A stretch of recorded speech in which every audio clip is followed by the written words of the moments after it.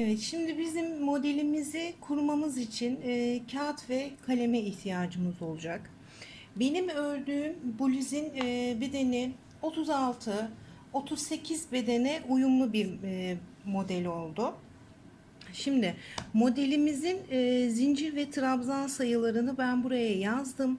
Toplam çekeceğiniz zincir sayılarını da burada belirttim. Şöyle yaklaştırayım. Alabiliyorsanız ekran görüntüsü alın. Alamıyorsanız da videoyu durdurup bu rakamları not etmeniz sizin için faydalı olacaktır.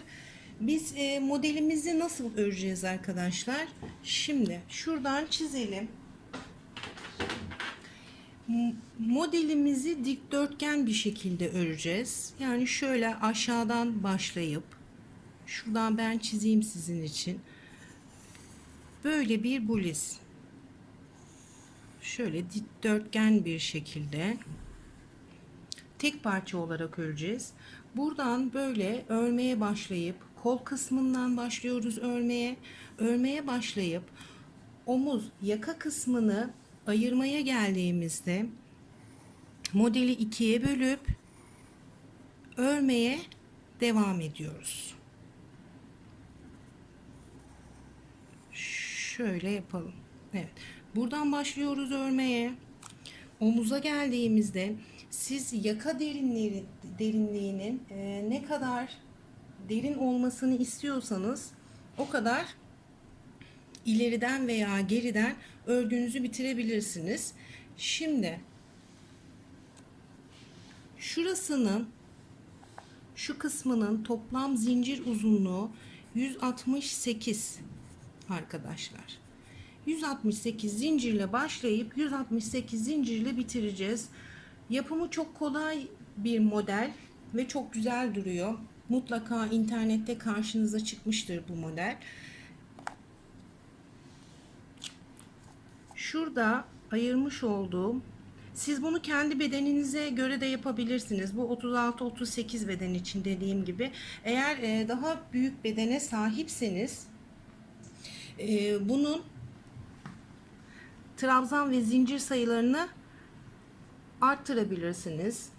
Daha kısa olmasını istiyorsanız azaltabilirsiniz arkadaşlar. Şurada çekmiş olduğum yapacağımız 35 zincir bizim göğsümüzü kapatacak şekilde ben onu 35'e tamamladım. Çünkü ben bunu modeli bulduğumda 25 zincir çekmişlerdi. Şimdi bakın 35 zincirlik kısım bu. Bu kısım bizim, şu kısım bizim göğsümüzü kapatacak olan kısım. Siz bu kısmın daha geniş, daha dar yaparak bedeninize göre ayarlayabilirsiniz. Eğer ipiniz daha ince ise bu 35 zinciri 35 trabzanı daha fazla yapabilirsiniz. Burası da bizim, bu kısmı da bizim omuz ayrımımız olacak. Bunu şöyle katlayayım ben. Bu iki parçadan oluşuyor. Kamerayı da daha geniş açıya ayarladım. Şöyle örmeye başlıyoruz arkadaşlar. 168 zincir çekerek şu alt kısmından bu şekilde örmeye başlıyoruz. Buradan geri dönüyoruz. Yine aynı yaptığımız sayıda zincir ve trabzan yaparak döne döne modelimizi yapıyoruz. Şöyle bu ön beden, burası da arka beden. Ön ve arka bedeni, bakın burada zincirler var. Buralarda ben 15 tane, bir burada bir de bu kısımda 15 tane zincir çektim. Şuraya da 6 tane trabzan koydum.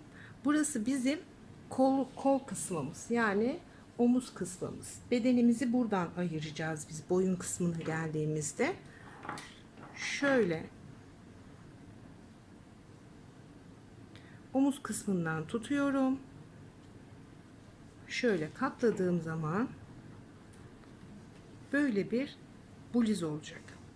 Şimdi ben bunu bu bluzi omuz kısmına kadar ördüm. Yani ben bunu giydiğimde benim kolumun şuraya kadar geliyor bluz. Siz bunu daha uzun yapabilirsiniz, bileğinize kadar, daha da kısa yapabilirsiniz. Bu tamamen sizin tercihinize bağlı bir şey. Çok basit, çok da şık. Şimdi örneği nasıl kuracağız? Siz kendi bedeninize ayarlamak istediğinizde, eğer daha ince bir iple örüyorsanız daha kısa kalacaktır bluziniz. Daha ince bir iple ördüğünüz zaman ne yapabilirsiniz? Şurada benim yapmış olduğum 35 tane trabzanı 40 yapabilirsiniz. 45 yapabilirsiniz. Tamamen sizin boyunuza göre.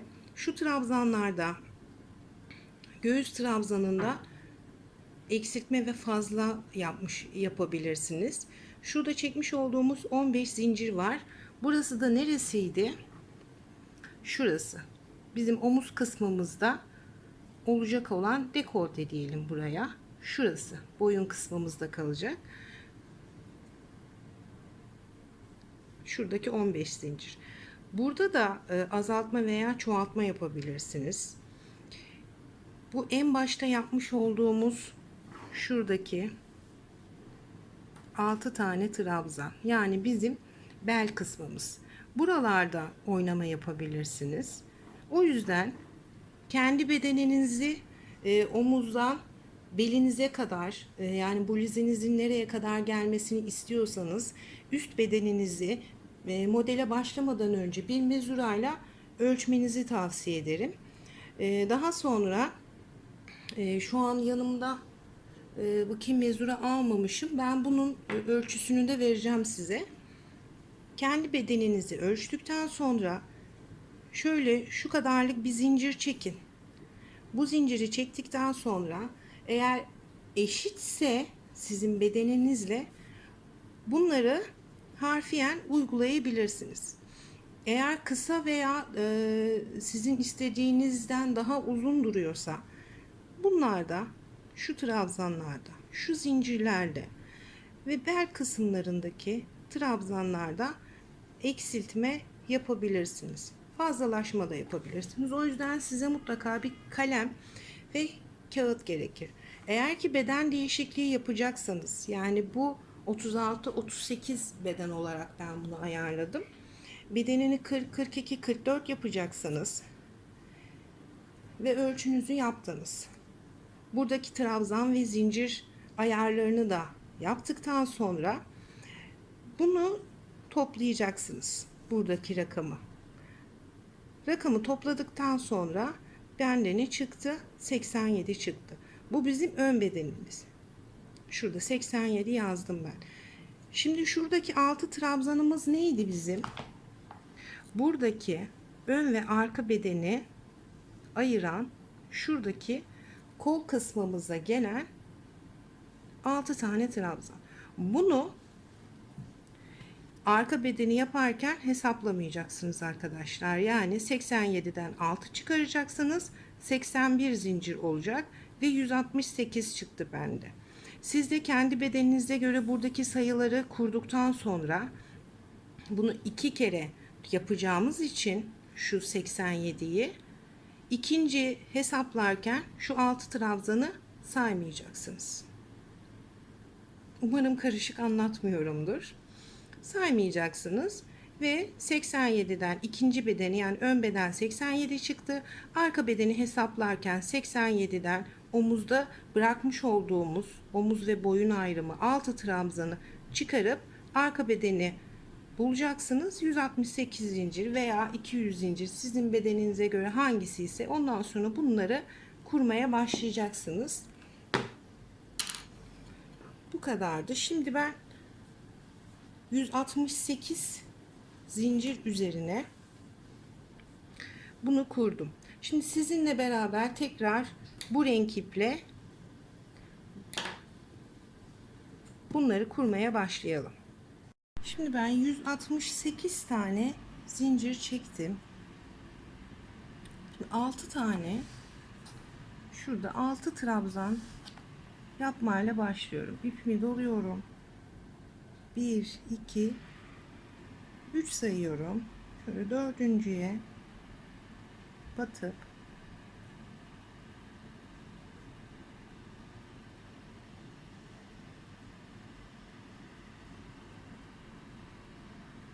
bir, iki tane trabzan yaptım.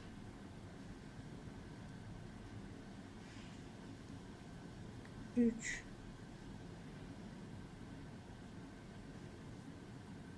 4,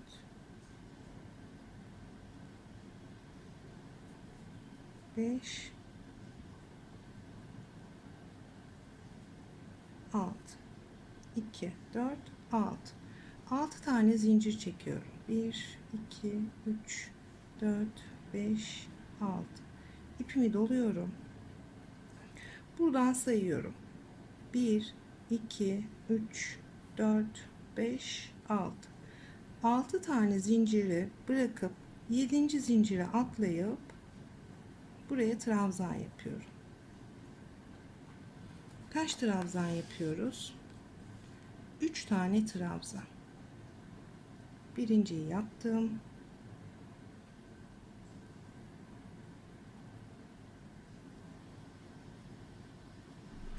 2,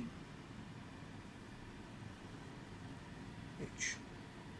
Şimdi ne yapıyorum? 2 tane zincir çekiyorum. 1, 2.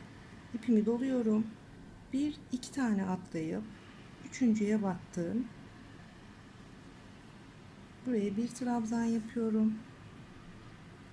2 zincir, 2 trabzan. 1, ikinci trabzanımı yapıyorum.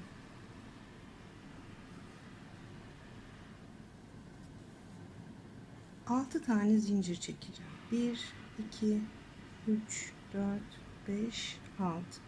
İpimi doladım. 1, 2, 3, 4, 5, 6 tane zincir atlıyorum. 7. zincire batıp buraya trabzan yapamadım.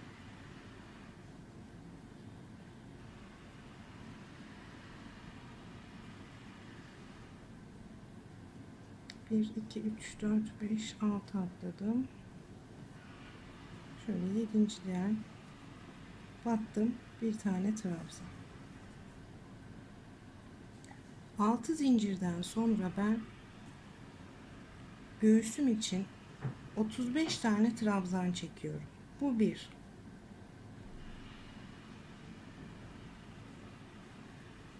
2 sırasıyla 3, 4, 5, 6. 35 trabzan yapıp hemen geliyorum. 35 tane trabzan yaptım.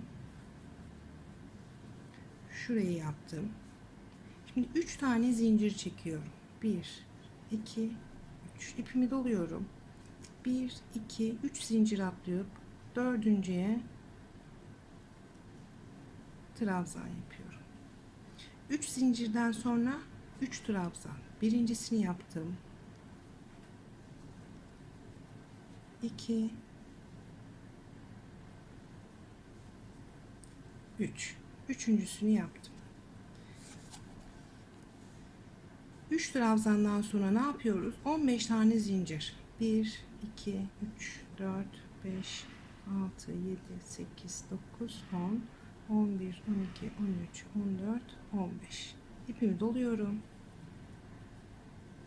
1, 2, 3, 4, 5, 6, 7, 8, 9, 10, 11, 12, 13, 14, 15. 15 tane zincir atlıyorum.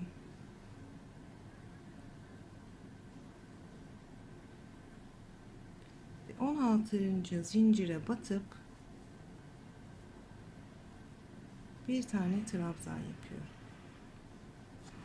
15 zincirden sonra 6 tane trabzanımız var. Birincisini yaptık.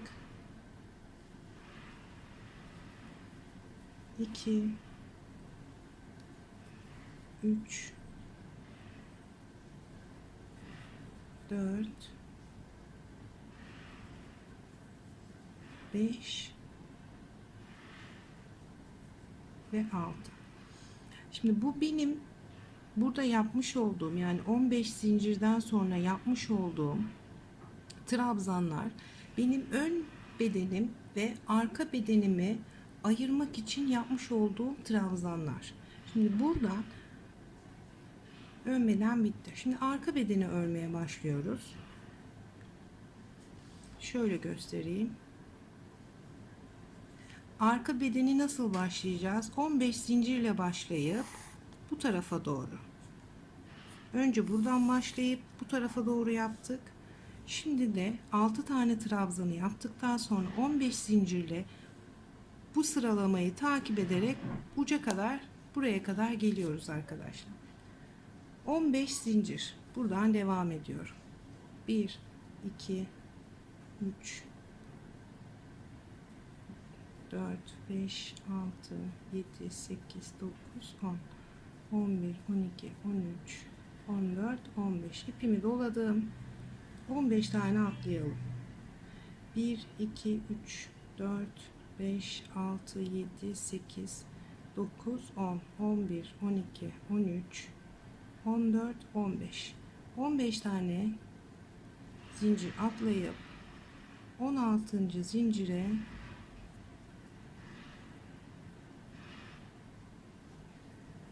bir trabzan yapıyorum.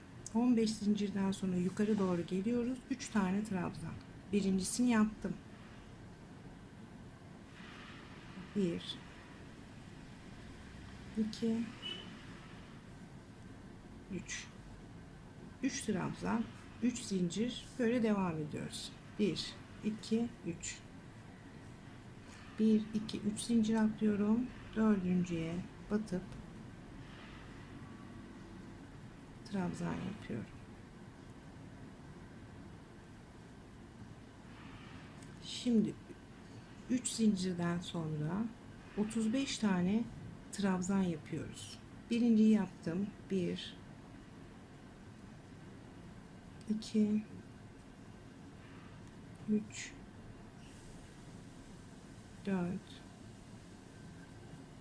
5 yapıp geliyorum. 35 tane trabzan yaptım. Daha sonra hemen üstünde ne yazıyor? 6 zincir. 1, 2, 3, 4, 5, 6 zincir çektim. İpimi doladım. 1, 2, 3, 4, 5, 6. 6 zincir atlayıp 7.'ye batıyorum.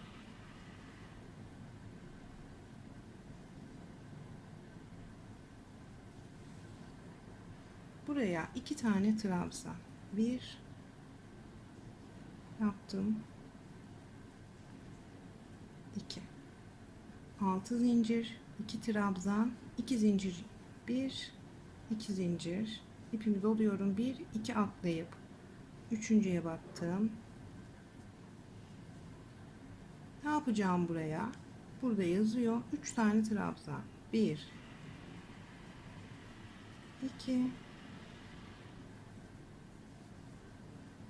3. Daha sonra 6 tane zincir çekiyorum. 1, 2, 3, 4, 5, 6. İpimi doluyorum. 1, 2, 3, 4, 5, 6 tane atlayıp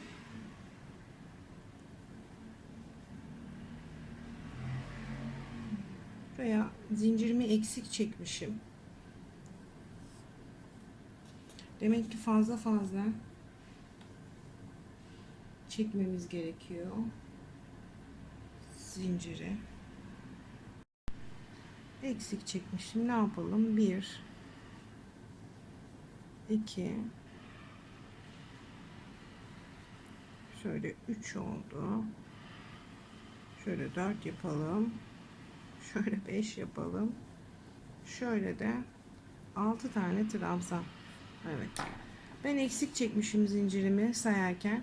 Siz fazla çekebilirsiniz. Daha sonra buradan fazla kalan kısmını kesip sökebilirsiniz. Hiç önemli değil. Keşke ben de fazla çekseydim ama çekmemişim.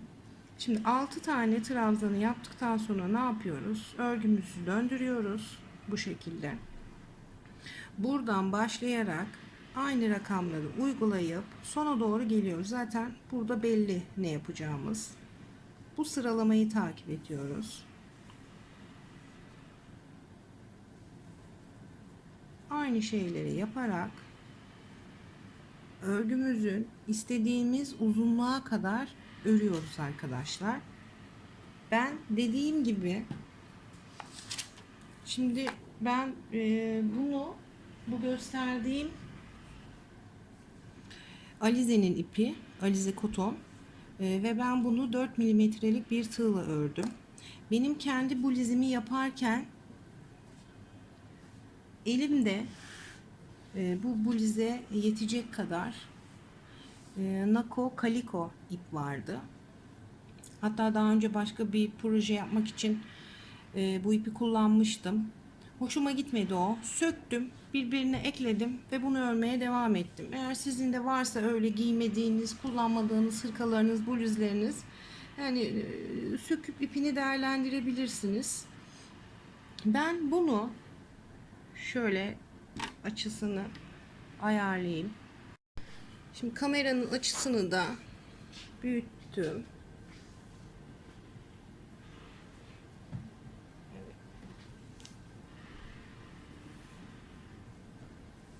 Ben bu sıralamayı takip ederek kendi bedenime göre böyle bir parça ördüm. Hepsi şöyle, şu ön parçası benim için ön bedenim. Burası da arka bedenim.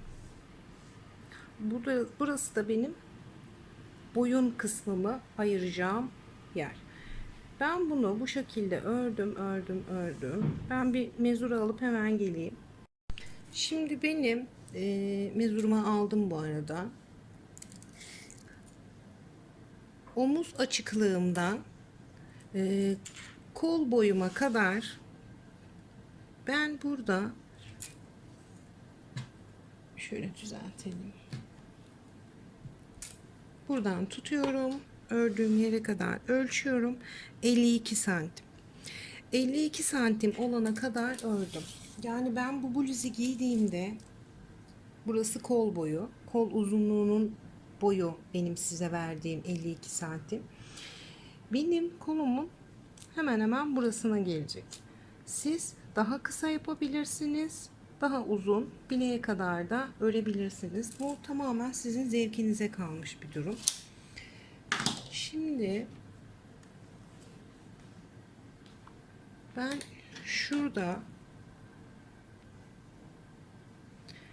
şu kısmı 52 santim olana kadar ördüm.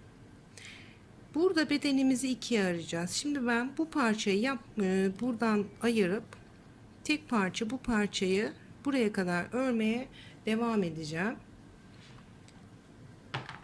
Burası benim beden ayrım yerim. Burada ben 6 tane trabzan yapmıştım. Siz bu trabzan sayınızı bedeninize göre çoğaltabilirsiniz ama mutlaka ikiye böldüğünüzde beden ayrımı yapacağız. Burada 3, burada 3 kalacak benim. Siz 8 yapabilirsiniz. 4 ayırabilirsiniz. 1 2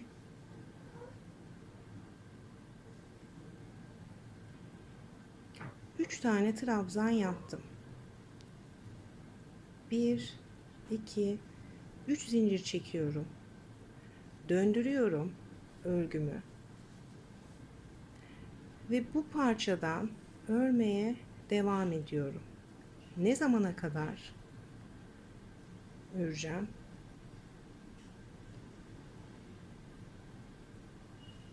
Buradan ayırdım. Buradan yine benim takip ettiğim sıralamaya kadar öreceğim. Uzunluğu ne kadar olacak? Şu an bilmiyorum. Kaç santim yapacağımı. Benim bu omuz açıklığım, yani şöyle tutalım. Böyle giyeceğiz biz bunu. Şurada ben burayı ayırdım. Şu kısmın açıklığını ne kadar olmasını istediğim kadar ben bu kısmı şöyle döne döne döne döne öreceğim ve hemen geleceğim arkadaşlar. Evet, şimdi ben yaka açıklığımı istediğim boyuta kadar ördüm. Bakalım ne kadarmış. Yaklaşık 30 santimden birkaç milim eksik. 30 santim diyelim. Yaka açıklığımı 30 santim olacak şekilde ben ayarladım. Bakın, sadece bu kısmı ördüm. Buraya örmedim. Şimdi burada şöyle bir zincir çekip buradan kestim ipimi ve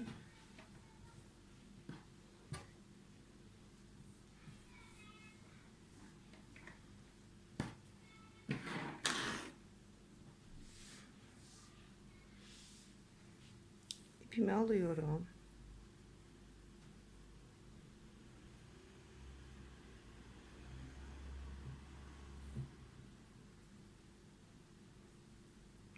Şöyle tığıma takıyorum. Şimdi arka bedeni örmeye devam edeceğim. Nereden devam ediyorum? Burada omuz ayrımı yaptığımız 2, 4, 6 tane trabzanımız vardı. 3 tanesini ayırıp yaka açıklığı kadar ördüm. Şimdi tığımı 1, 2, 3 şurada örmediğim trabzandan geçiriyorum.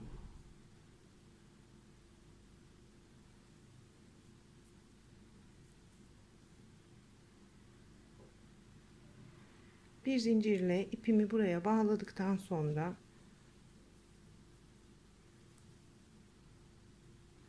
bir, iki, üç zincir çekiyorum. İpimi doluyorum.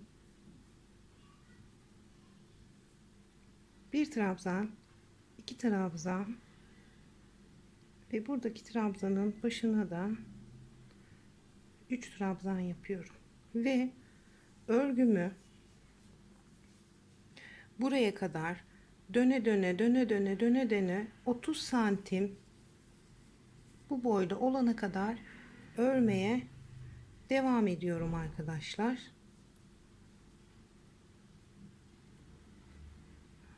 5, 6, 7, 8, 9, 10, 11, 12, 13, 14, 15.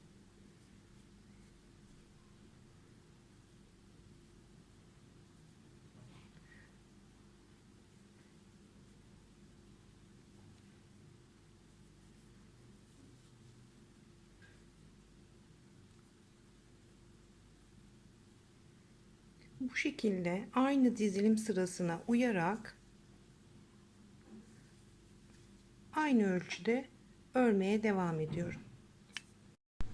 Evet, boyun bölgesinin her iki tarafını da aynı eşit uzunlukta ben ördüm. Bakın, burası bizim yaka kısmımız olacak. Şimdi bu iki parçayı yine buradan kaydırma yöntemiyle birbirine bağlayacağız.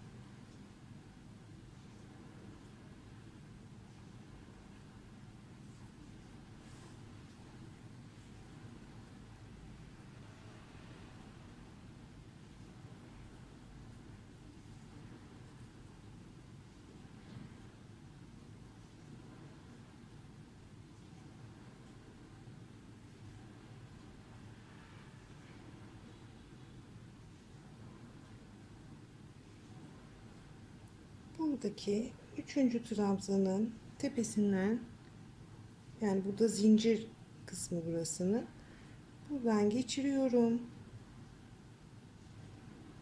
Sıkı da yapmışım. Evet. Buradan bir kere kaydırma yapıyorum ve bir zincir çekip ipimi kestim.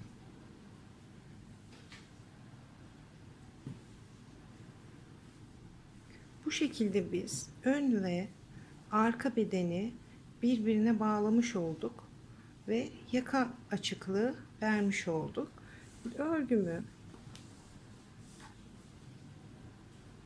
bu şekilde tutuyorum.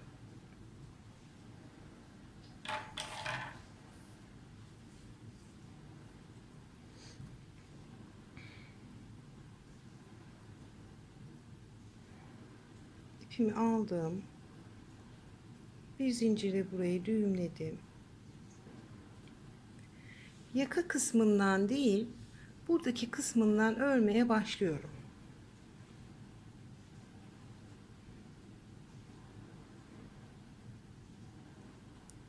Zincirden tığımı geçirdim.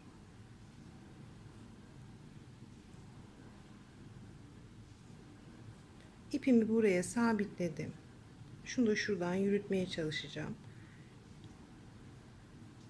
1 2 3 zincir çektim ve trabzan yaparak örgüme devam ediyorum. Bu birinci trabzanım, bu da ikinci trabzanım oldu.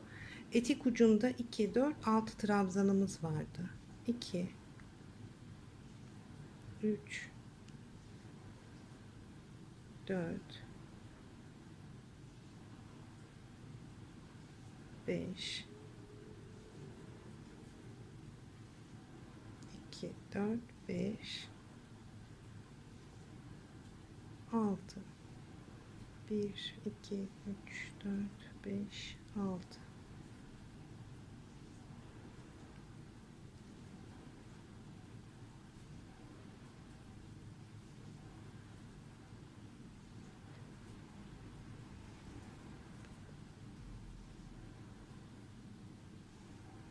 2 zincir,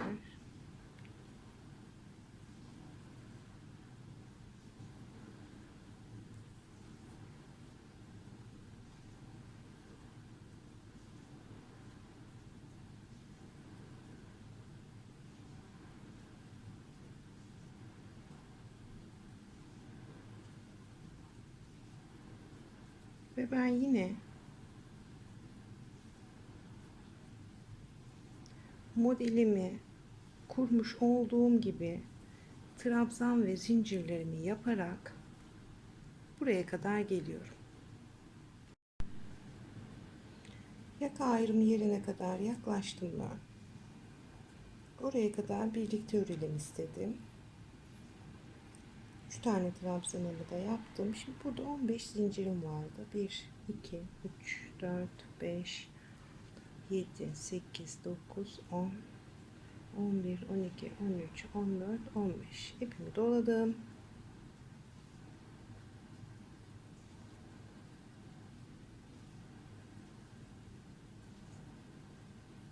Bir, iki, yakadayım. Yakanın birleşim yerindeyim. 2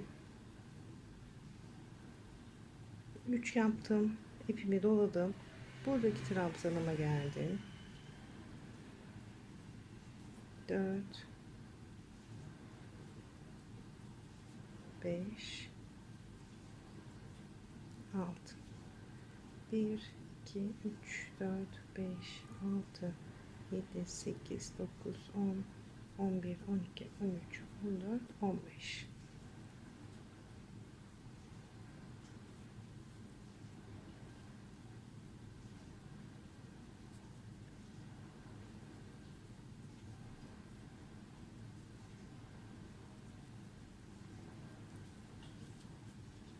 1 2 3 zincir. Ben buradan yine trabzanlarımı yaparak devam edeceğim.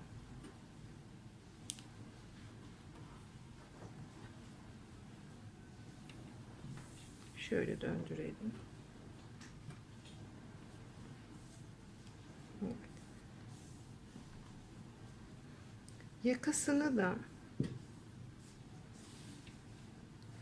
bu şekilde birleştirdikten sonra burada ne yapmıştık? 6 trabzan. Yine burada da 2 4 6 trabzan yaparak Burasını da aynı bu şekildeki gibi döne döne döne döne örmeye devam ediyoruz. Tıpkı bu kolu yaptığımız gibi. Ne zamana kadar burayı örmeye devam ediyoruz? Buradaki ilk yaptığımız kol boyu uzunluğunca burayı örmeye devam ediyoruz arkadaşlar. Ben bluzemi örmeyi bitirdim. Boyun kısmını bakın bu şekilde ayırdım ve buradan örmeye devam ettim. Burasının uzunluğu 52 santim, kolun uzunluğu. Diğer kol uzunluğu da 52 santim olana kadar ben ördüm. Daha sonra bitirdim. Şimdi bunu dikeceğiz arkadaşlar.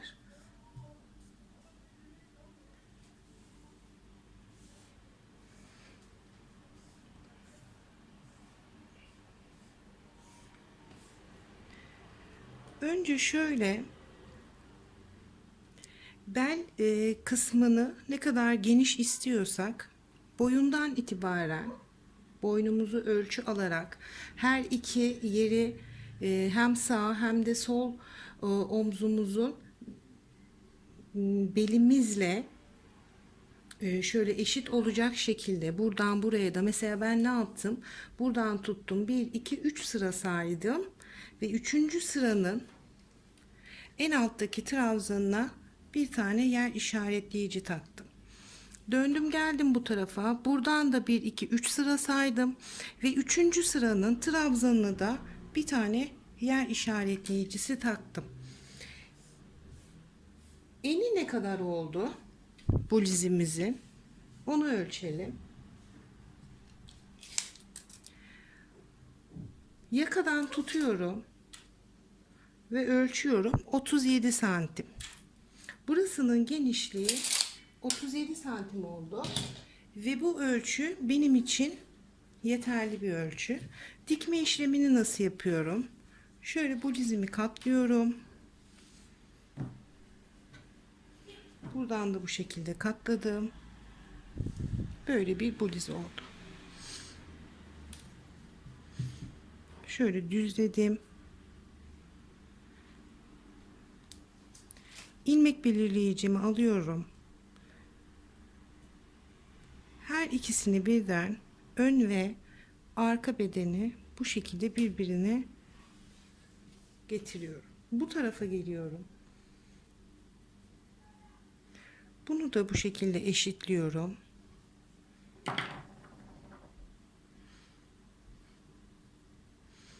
Buradan da tutuyorum ve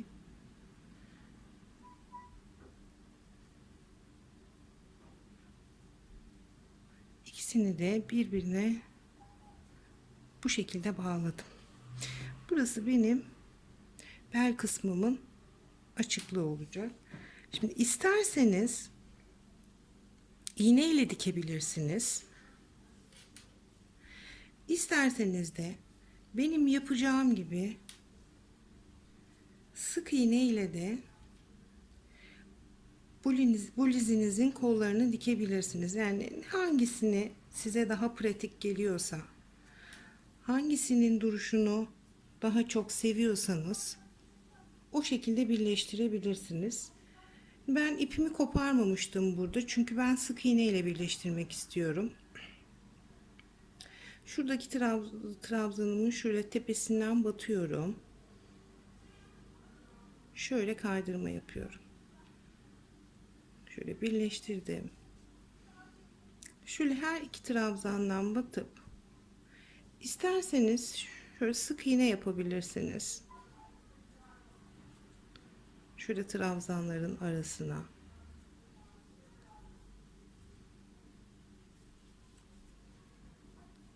Bu şekilde bana daha pratik geliyor yapması. Ya da şöyle ilmek başlarından tutarak şöyle tutarak ilmek başlarından kaydırma yöntemiyle de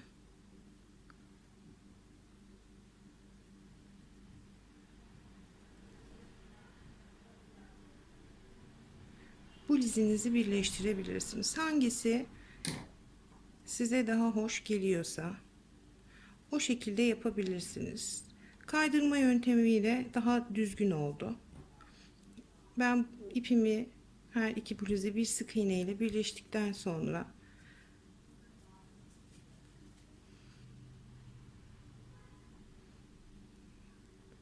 şöyle kaydırma yöntemiyle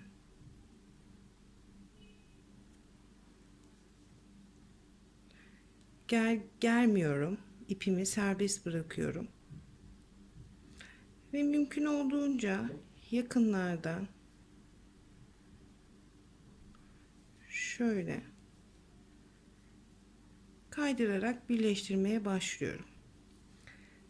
Bunu iğneyle de yapabiliriz. İğneyle de yapılışını göstermek istiyorum ben size.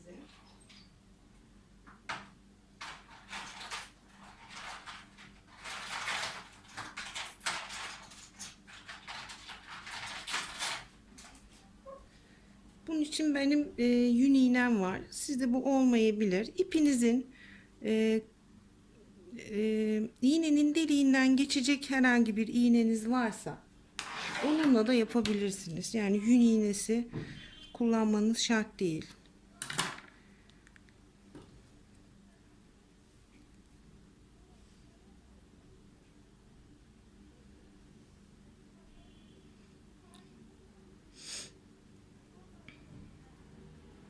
Yani benim ipim buraya bağlı olduğu için tığımı çıkartalım.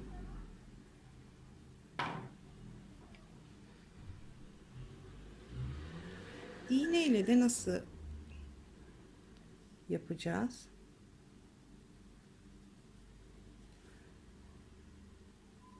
Birbirine yakın ilmeklerden tutarak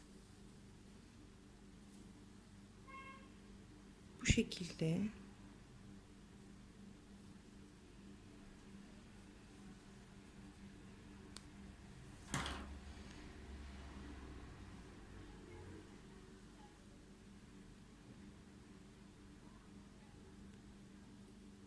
ipi gerginleştirmeden serbest bırakarak dikiyoruz ki dikerken bluzimizin bu kısmı kasma yapmasın. Bu şekilde ben dikmeye devam ediyorum arkadaşlar. Nereye kadar dikeceğim? Burada işaretleyicimin olduğu yere kadar dikmeye devam ediyorum.